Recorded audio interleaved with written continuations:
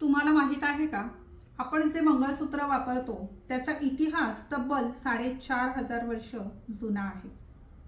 इतिहासकारांच्या मते सिंधू संस्कृतीतील विवाहित महिला गळ्यामध्ये काळ्या मण्यांच्या माळा घालत असत. या काळ्या मण्यांना दुःख, शत्रू आणि नकारात्मकता दूर करणारी शक्ती मानलं गेलं. पुढे या काळ्या मण्यांचा संबंध सौभाग्याशी जोडला गेला आणि अस्तित्वात आला आजचा मंगळसूत्र हा दागिना. स्त्रीच्या आयुष्यातील नव्या प्रवासाची सुरुवात याच दागिन्याने होते. भारतामध्ये वेगवेगळ्या प्रांतामध्ये वेगवेगळ्या प्रकारच्या मंगळसूत्रांच्या पद्धती आहेत. महाराष्ट्रामध्ये मात्र नववधूला 2 वाट्या असलेलं मंगळसूत्र घातलं जातं. ह्या 2 वाट्या म्हणजे सासर आणि माहेरचं प्रतीक असं समजतात. किती छान कल्पना आहे ना.